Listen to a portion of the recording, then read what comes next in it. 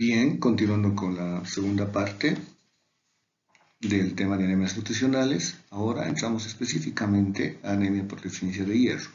Después de comentar un poco de las tasas de prevalencia de la anemia por deficiencia de hierro, principalmente en nuestra región, en nuestro país, ya entramos a lo que es la definición en general, ¿no? La anemia como ya mencionamos, la anemia ferropriva o por deficiencia de hierro es la deficiencia nutricional más prevalente.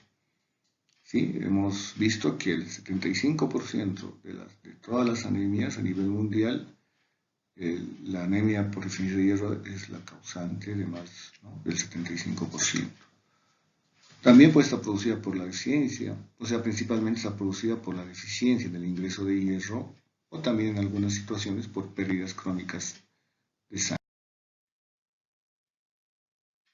También es importante mencionar que la anemia por deficiencia de hierro está relacionada con otras situaciones.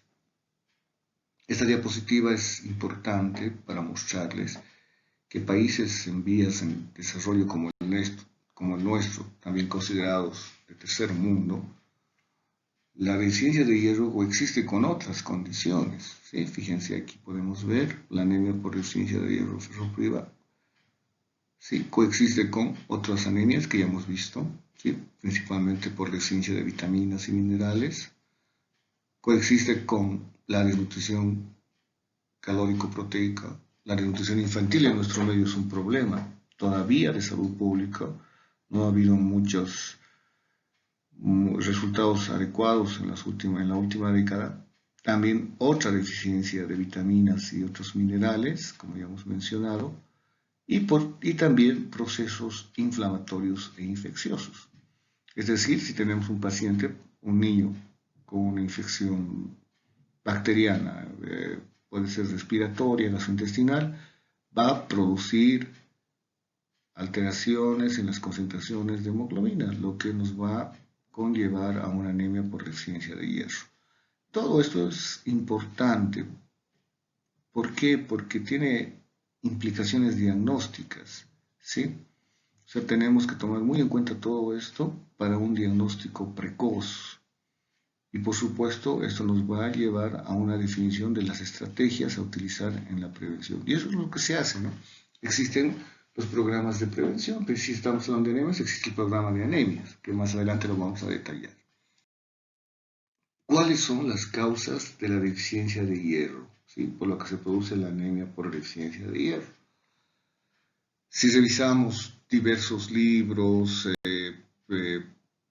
referencias bibliográficas, inclusive por internet, vamos a encontrar una lista larga de causas de deficiencia de hierro. Nosotros aquí en la materia de nutrición lo hemos agrupado en 4 grupos, lo hemos sintetizado.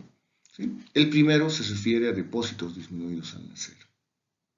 Esto ya hemos comentado también en la primera parte, que el último trimestre en la mujer embarazada es la que hay una mejor captación del producto en lo que respecta al hierro y por lo tanto se produce un adecuado llenado de los depósitos de hierro. El aporte inadecuado, la segunda causa es el aporte inadecuado de hierro, o sea, una ingesta insuficiente. Si tomamos en cuenta, y también lo hemos comentado en la primera parte, el inicio de la alimentación complementaria. Hay estudios que demuestran que el 85% de las mamás, la alimentación complementaria es insuficiente en lo que respecta al hierro. Baja absorción de hierro, cuando hay problemas infecciosos principalmente, la mala absorción, el intestino corto, el síndrome de Crohn, etc. Y a patologías establecidas para que produzcan esta mala absorción. La tercera causa está agrupada en los requerimientos aumentados. ¿En qué situaciones se va a aumentar los requerimientos? Por supuesto, en la etapa de crecimiento, en los niños. En esa etapa es muy importante y por lo tanto el incremento de los requerimientos también tiene que ser de acuerdo a la edad. El embarazo, otro aspecto que ya lo hemos mencionado. ¿Sí? Y por último, el cuarto grupo como causa de deficiencia de hierro son las pérdidas aumentadas. por ejemplo, el sangramiento, las menstruaciones, las disminureas abundantes, etc., sangre oculta en heces u otras patologías. Episodios repetidos o prolongados de diarrea, también lo hemos comentado, una diarrea aguda que se vuelve una diarrea persistente, nos provoca también pérdidas aumentadas de hierro, no hay una buena absorción y por lo tanto vamos a perder más hierro. Parásitos exfoliadores de hierro. Esto es importante y muy frecuente en la zona del Chapare. A ver qué parásitos podemos encontrar que son exfoliadores de hierro. Podemos mencionar trichuria, uncinarias, estrongiloides, malaria, ¿sí? Entonces, fíjense cuán importante es tener datos de dónde estamos trabajando, datos epidemiológicos, tasas de prevalencia, ¿sí? Y estos aspectos para tomarlos muy en cuenta. Y como última causa, digamos, es el consumo de leche de vaca en menores de 6 meses. ¿A qué se refiere el consumo de leche de vaca? Entera, el consumo de leche de vaca entera. Sabemos que la introducción de la leche entera de vaca es a partir de los 2 años, idealmente. ¿Sí? No está indicado en menores de 1 año por diversos motivos. Es una leche entera.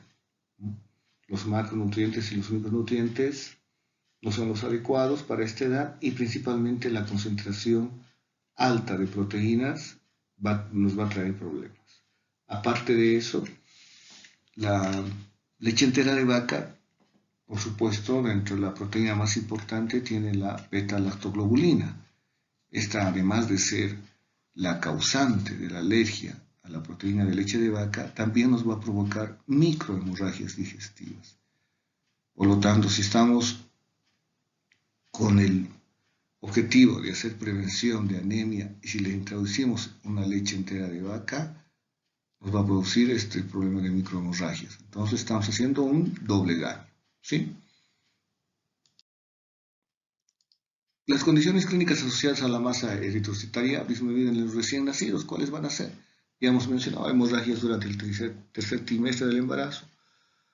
Todo lo que ocurre en el tercer trimestre, la placenta previa de sí y el desprendimiento de placenta, que son emergencias ginecobstétricas, ¿no? Una cesárea de emergencia también es otra causa. Los nacimientos múltiples, los gemelos, etc. El parto pretérmino, los partos pretérminos, ya hemos mencionado también. La deficiencia de hierro en la mamá, en la futura mamá. Aquí está con signos de interrogación, ¿sí? Porque hay discusión en lo que dicen que mamás que tienen anemia, los productos, el producto no siempre va a cursar con una anemia. Hay mucha discusión, pero ¿qué es lo que tenemos que hacer? ¿Qué es lo ideal? Es siempre ir a la parte positiva, a la parte de hacer prevención, o sea, tenemos que prevenir que la madre curse con anemia, por lo tanto vamos a tener la tranquilidad de que el niño no presente anemia. Por último, lo he dejado la compresión del cordón umbilical. Muchos de nosotros sabemos que a qué tiempo clampeamos el cordón umbilical, o sea, recibimos un recién nacido y a qué tiempo hacemos el clampeo del cordón umbilical y también la compresión, por lo tanto, cortar el cordón umbilical.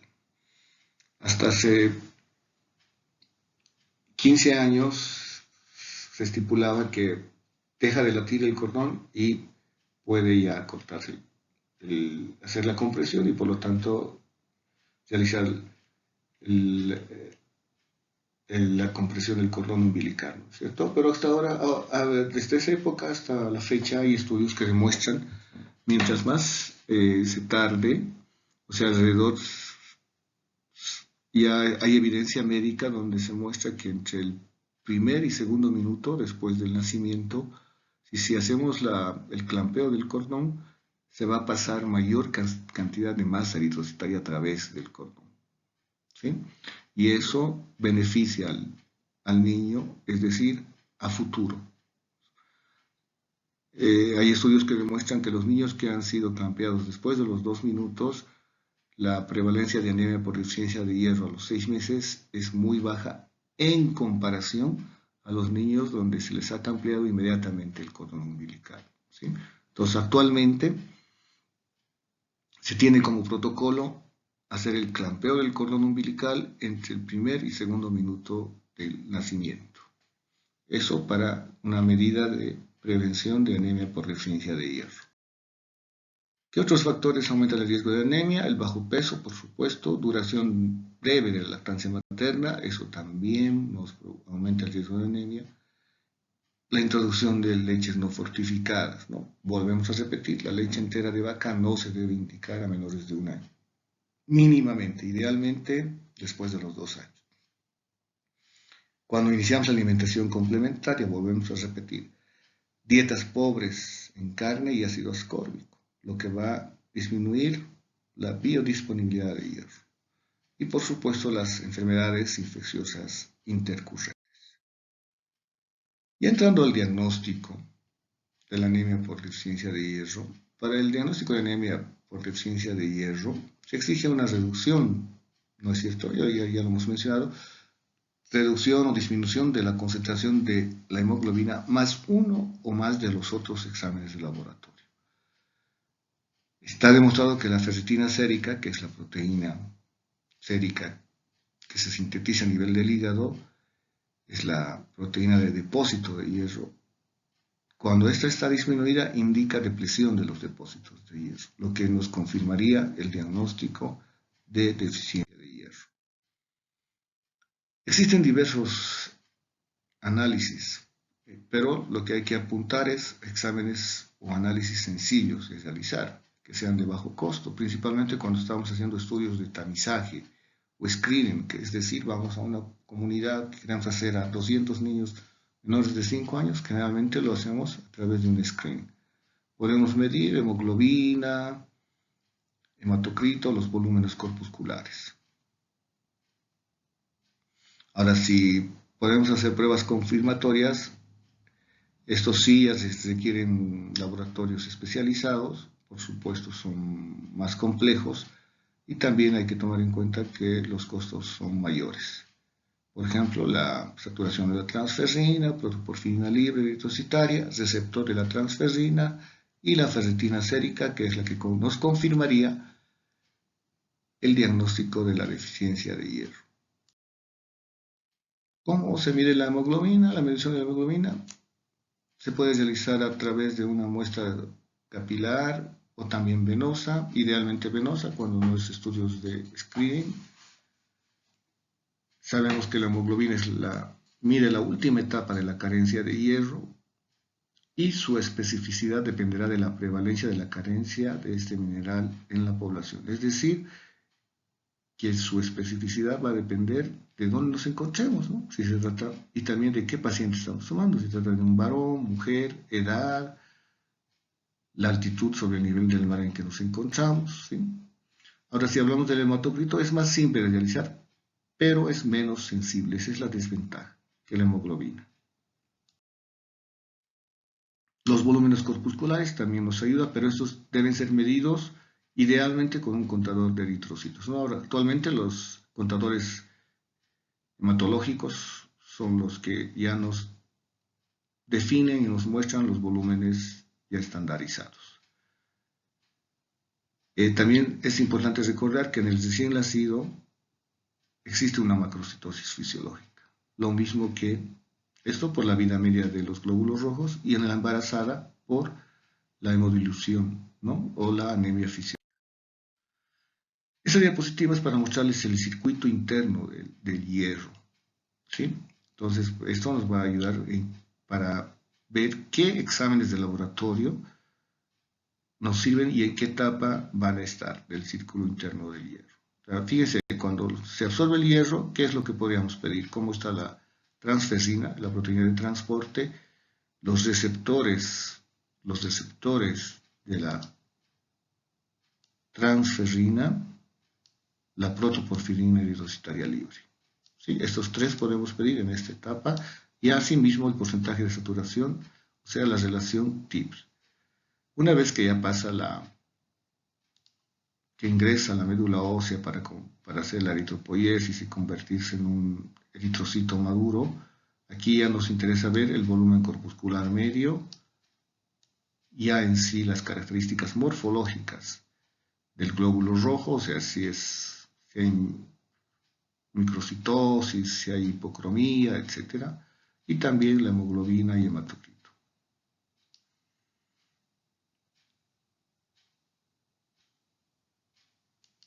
Y para ver cómo se encuentran los depósitos de hierro a nivel retículo endotelial, nosotros podemos pedir los depósitos de hierro, principalmente la concentración de ferritina, ¿sí?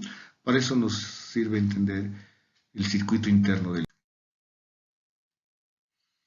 También es importante mencionar, recordar y tomar muy en cuenta eso.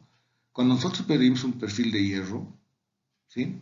Hay que tomar en cuenta que el hierro sérico y la saturación de la transferrina presentan variabilidad, ¿ya? Primero, existen importantes fluctuaciones en el día, o sea que, por ejemplo, el hierro sérico, tenemos que tomarlo solo en la mañana, entre las 7 y las 9 de la mañana. Esto por el ciclo circadiano. También si el paciente está con un proceso infeccioso, inflamatorio, puede haber variabilidad en estos parámetros de laboratorio. A diferencia, desde hace unos 10 años se ha identificado este receptor, el receptor de la transferrina. El receptor de la transferrina. El receptor de la transferrina, primero que es un parámetro que ya se altera en la deficiencia tisular de hierro incipiente, ¿sí? Esa es la gran ventaja, o sea, es que se altera en las primeras etapas de la deficiencia de hierro. Tiene una alta sensibilidad y especificidad en la detección de deficiencia de hierro, pero tiene una gran limitación, una desventaja, el costo. El costo, ¿no? O sea, no es lo mismo hacer un hemograma que cuesta 20 bolivianos que pedir un receptor de transferrina que nos va a costar alrededor de 150 bolivianos. Y otra gran ventaja del receptor de la transferrina es que no se altera en procesos infecciosos inflamatorios, ya sean agudos o crónicos.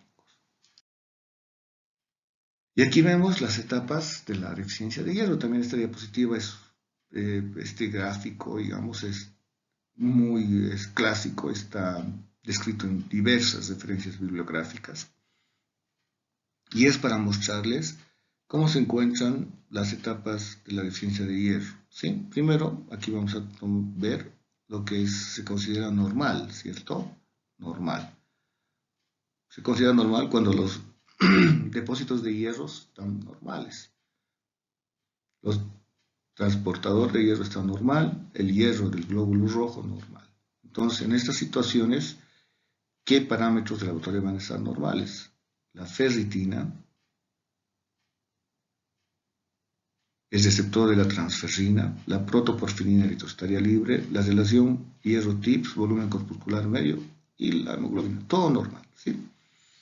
¿Qué ocurre en la primera etapa de la deficiencia de hierro? O sea, que los depósitos se van vaciando, fíjense, ya está a la mitad los depósitos.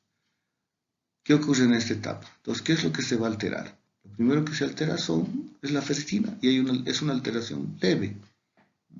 Los otros parámetros e inclusive la hemoglobina están normales. En la segunda etapa, donde ya existe una depresión total de los depósitos de hierros, hay una eritropoiesis deficiente de hierro, el receptor de la transferrina o sea, el transportador de la transferrina está a medias tratando de captar todo lo poco que ingresa a través de la ingesta. Por lo tanto, en esta etapa, ¿qué vamos a tener? Vamos a tener que la ferritina está muy baja, el receptor de la transferrina, la protoporfirina eritrocitaria libre, están elevados. ¿Por qué? Porque estos están tratando de captar el hierro que entra, lo poco que entra, está tratando de absorber. La relación hierro-TIPS está levemente disminuida, el volumen corpuscular todavía, porque la característica morfológica del glóbulo rojo está normal, todavía está normal, y la hemoglobina, fíjense entre comillas, todavía en algunas situaciones está normal. Ya una vez establecida la anemia por deficiencia de hierro, fíjense, los depósitos de hierro están vacíos, el transportador de hierro está a medias, el hierro del glóbulo rojo está a medias, o sea, ahí hay una hipocromía.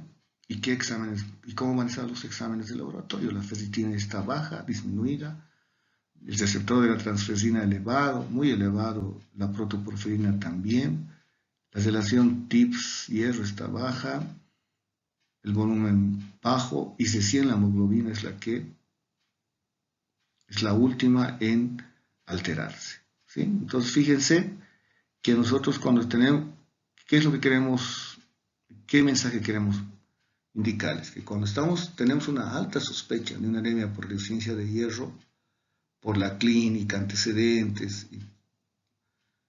y incluso la antropometría, nosotros podemos pensar en una anemia por deficiencia de hierro, podemos solicitar la concentración de ferritina. Esto como prueba confirmatoria, que es la que en las primeras etapas nos va a mostrar alteraciones, ¿sí? Como estamos viendo en este gráfico.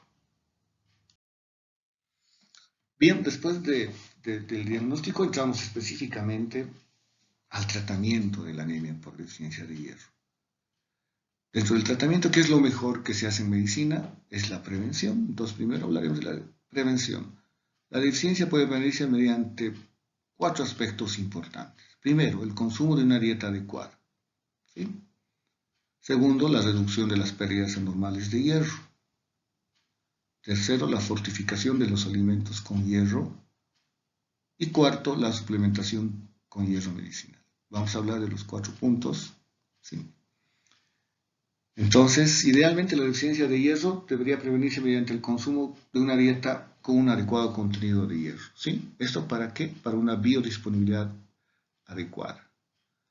Entonces, por ejemplo, si tenemos pacientes vegetarianos, ¿sí? Que el consumo de hierro es mínimo, muy bajo, o el hierro que ellos consumen es en base del hierro noem, ¿no? que se encuentra en los vegetales, verduras, etc. Entonces, tenemos que hacer esa prevención, cambiar, modificar hábitos, ¿sí? Y estas costumbres. Reducción de las pérdidas anormales de hierro, es decir, cuando tenemos una pérdida normal por pérdidas, dismenorreas, hay hemorragias digestivas, por úlcera, por lo que sea, se tiene que corregir esto para hacer esta prevención. La fortificación de los alimentos con hierro. La fortificación es la forma más práctica de prevenir la carencia de hierro. Es lo mejor, la fortificación de alimentos con hierro. ¿Sí?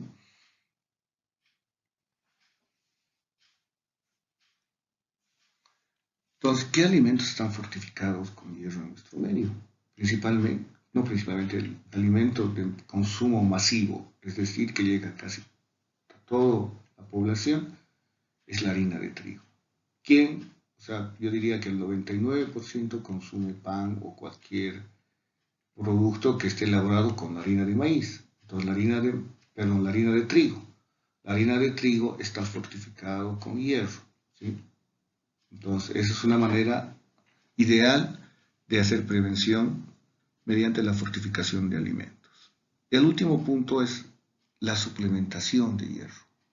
¿Sí? Hemos mencionado que a partir de los 6 meses la leche materna ya no cubre adecuadamente los requerimientos de hierro. ¿Sí? Esto por el aumento de la masa eritrocitaria. Entonces, necesita la suplementación con hierro medicinal. Y nosotros, ¿qué hacemos los pediatras? Les indicamos sulfato ferroso en gotitas o les indicamos las chispitas nutricionales, ¿sí? Entonces, esa es la cuarta manera de hacer la prevención a través de la suplementación de hierro medicinal. Recordar también que existen etapas o periodos donde los requerimientos se elevan, ¿no? El embarazo, por ejemplo, el embarazo. En esta etapa también, en el embarazo, nosotros suplementamos hierro. Principalmente, ¿cuál es el protocolo que en nuestro medio? En su primer control de la mujer embarazada se suplementa con hierro medicinal en base a sulfato ferroso. ¿Sí? Pero esta es su efectividad de la suplementación. Primero porque la dificultad es mantener la motivación, ¿sí? Que las mujeres están sanas, o sea, no se sienten mal. Nos dicen, ¿para qué vamos a consumir? Otro de los problemas, yo diría el problema que no está aquí, otro más importante y que hay que tomarlo muy, muy en cuenta es los efectos adversos. Si nosotros vamos, suplementamos a su primer control en una mujer embarazada, le damos sulfato ferroso. Pero ¿cuáles son los efectos adversos? ¿Les explicamos a las mamás? Le damos, la mamá va, toma su sulfato ferroso, como le hemos indicado, tiene que tomar una vez al día, fuera de los alimentos, si es posible, idealmente con un juguito de naranja. Pero ¿qué efectos le va a provocar? De entrada, desde el sabor. El sulfato ferroso nos provoca un sabor metálico, nos provoca dolores estomacales, ¿sí? Estreñimiento, ¿ya? Entonces, y a veces náuseas que pueden llegar al vómito. Entonces, una mamá que es primigesta y está con un síndrome de hiperemesis gravídica, indicamos sulfato ferroso sin explicarle los posibles efectos secundarios, no está bien, ¿sí? Entonces, en nuestro medio también la suplementación de la leche entera, por ejemplo, el subsidio consta de varios alimentos muy importantes, hay que recalcar, son muy buenos, pero también existe la leche entera de vaca, ¿sí? Nos dan 3, 4 tarros. A veces, o en general, yo diría que las madres no saben si la leche es para el niño o es para la mamá. Y hay errores que se comete, que la mamá introduce la leche entera de vaca a un niño menor de 1 año. Y nos trae muchos problemas, ¿sí? Entonces, lo ideal es, si la mamá, por diversos motivos, no le da la lactancia materna, buscar leches o fórmulas de acuerdo a la edad y principalmente que estén fortificadas con hierro de acuerdo a la edad. Ya del tratamiento en sí, el tratamiento para una anemia por deficiencia de hierro establecida por diagnóstico clínico y laboratorial, la Academia Americana de Pediatría recomienda suplementar a los lactantes, fíjense lo que dice, a partir de los 4 meses, como prevención, ¿no? Eso es lo que se dice en Estados Unidos. En nuestro medio indicamos a partir de los 6 meses. ¿Ya? La dosis sugerida es de 1 miligramo por kilogramo de peso día en los lactantes a término y de 2 miligramos en los pretérminos. Esto generalmente se debe hacer el primer año de vida. Eso es como prevención. Una vez que ya se establece una anemia por deficiencia de hierro, nosotros calculamos de 3 a 5 miligramos por kilogramo de peso día. ¿Sí? Es decir, si yo tengo un niñito de 9 meses, de 10 meses, que por X motivo no ha recibido suplementación con hierro medicinal, su alimentación complementaria ha sido muy deficiente, le hacemos los exámenes de laboratorio, un hemograma, le pido ferritina y se confirma una anemia por deficiencia de hierro, tengo que calcular el sulfato ferroso en base a 3 a 5 miligramos kilogramo de peso día y mínimamente tiene que recibir 3 meses para el tratamiento de anemia por deficiencia de hierro. En la embarazada, hemos visto las altas tasas de prevalencia, principalmente en el área rural. Se recomienda suplementar, los americanos que dicen, a partir del segundo trimestre, ¿no? Esto por el problema de el síndrome de hiperemesis gravídica. ¿Sí? En nuestro medio, la indicación cambia. La suplementación con sulfato ferroso en la mujer embarazada en Bolivia se indica en su primer control de embarazo. ¿Sí? Y la dosis está entre 30 a 60 miligramos en base al hierro elemental. Ahora hablamos de las fuentes ricas en la dieta de hierro. ¿Sí? ¿Cuáles son las fuentes ricas de hierro en nuestra alimentación? Primero recordar y también tenerlo muy claro que el 10% del hierro presente en la dieta se absorbe, solo el 10%. ¿Influye en la absorción? El tipo de hierro, hay dos tipos de hierro, el hierro en y el hierro no en. ¿Sí? Y además hay también alimentos biosintéticos que se absorben en un rango más amplio, del 1 a 22%. Lo que sí también está claro es que el hierro de alimentos de origen animal se absorben mejor que los de origen vegetal. Por ejemplo, ¿cuáles son los alimentos ricos en hierro? Las vísceras, el hígado, ¿sí? La carne de res, la carne magra, ¿ya? Tiene el hierro en y se absorbe mucho mejor que el hierro vegetal. También es importante mencionar que el hierro de la leche materna puede absorberse hasta el 50%, mientras que la leche de vaca solo se absorbe entre el 5 al 10%. Existen fórmulas fortificadas, principalmente son la etapa 2, o sea, las que tienen como apellido, podríamos decir, 2, por ejemplo, voy a dar ejemplos, NAN 2, Nutrilon 2, Bebelac 2. Estas están fortificadas con concentraciones de hierro alrededor de 12 miligramos por 250. ¿Sí?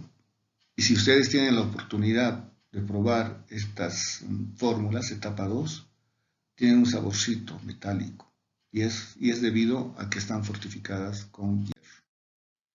Esta diapositiva es para mostrarles cómo se absorbe, ¿no? El hierro. Por ejemplo, aquí estamos viendo el porcentaje y aquí la cantidad. El porcentaje de la leche materna se absorbe el 50%. ¿Y tiene cuánto? Tiene poca cantidad, pero de esta poca cantidad se absorbe la mitad. Esto porque tiene enzimas específicas y proteínas que ayudan a la absorción del hierro, ¿sí? Se encuentran en la leche materna. La leche entera, fíjense, tiene más cantidad de hierro, pero la absorción es mínima, ni siquiera llega al 5%. Las leches fortificadas, les decía, estas se absorben mejor, pero tienen mayor cantidades de hierro. Aquí está la diapositiva respecto a la absorción de hierro, donde estamos mostrando el hierro Hem y el hierro no Hem. El hierro Hem, como ya hemos mencionado, se encuentra principalmente en las vísceras, carnes rojas, ¿sí? ¿Cuál es la característica? Que el hierro Hem se absorbe directamente, ¿ya? A diferencia del hierro no Hem, ¿dónde se encuentra el hierro no Hem? Vegetales, verduras, las verduras verdes, ¿sí? Para la absorción del hierro no Hem existen los facilitadores, fíjense. Para la absorción existen los facilitadores. Para que se absorba mejor necesitamos vitamina C, aceite de oliva, ácidos grasos saturados, como la misma carne. Así como hay facilitadores para la absorción, existen también los inhibidores. Si hablamos de los fitatos polifenoles que se encuentran en la soya, en té, canela, estos inhiben la absorción de hierro, sea del hierro no Hem o del Hem. ¿Y qué ocurre en nuestro medio? ¿Cuál es el consumo diario principalmente en el área periurbana, rural? ¿El desayuno en qué consiste? En un tecito. El almuerzo normal, pero con canela. En la tarde otra vez el tecito. ¿Sí? O sea, estamos viendo que mantener una alimentación o exagerar con algo no es adecuado. Otros inhibidores del hierro no Hem son el caseinato, calcio, fosfato. Igual, ¿dónde está? ¿Dónde se encuentran estos caseína, calcio, fosfato, principalmente en la leche entera de vaca, queso. Entonces, no es bueno la leche entera de vaca en menores de 2 años. La fibra dietética actualmente está muy de moda, ¿no? Hacer un régimen alimentario, entran en dieta las chicas, ¿no? Para cuidarse. Entonces, su dieta está basada en avena, ¿sí? Todo lo que tiene fibra. Hay que tener cuidado. Y para finalizar el tema, bueno, esta diapositiva es para mostrarles lo siguiente. Hemos comentado los efectos adversos del sulfato ferroso. Es cierto que tiene muchos efectos adversos. Ya hemos mencionado la embarazada. En los niños también el sulfato ferroso en gotitas tiene efectos adversos si no hacemos un cálculo adecuado de acuerdo al peso que tiene nuestro paciente, ¿sí? En los niños también producen primero un sabor metálico, ¿sí? Puede provocar estreñimiento. Las heces las convierten negras, las mamás se asustan, está haciendo caquita negra o no está haciendo hace 3 días. En algunas situaciones, dosis mal calculadas, la primera dentición se tiñen de negro. Entonces, estos efectos ya conocidos hay que orientar, hay que educarlos a los pacientes, ¿sí? Conociendo estos efectos existen otras alternativas de otras sales, no siempre del sulfato ferroso, existen diversas sales como el fumarato, el glicinato, ¿sí? Y esta diapositiva es para mostrarles por qué en nuestro medio todavía se sigue indicando, el programa de anemias todavía sigue indicando la suplementación en base al sulfato ferroso. Es por 2 motivos. El primero es porque el sulfato ferroso, fíjense, el sulfato ferroso es una de las sales que mejor se absorbe. Y el segundo motivo, ¿sí? Luego le sigue el glicinato y el ascorbato. Y el segundo motivo, que también es importante, son los costes económicos. Un frasquito de sulfato ferroso llega a costar entre 8 a 12 bolivianos, a diferencia de un glicinato o un fumarato, que cuesta alrededor de 80 bolivianos, 80, 90 bolivianos. Claro que de estos el sabor, los efectos son mínimos. Entonces, esas son las dos causas por las que todavía se está indicando. Pero es importante que nosotros conozcamos que existen otras alternativas, ¿sí?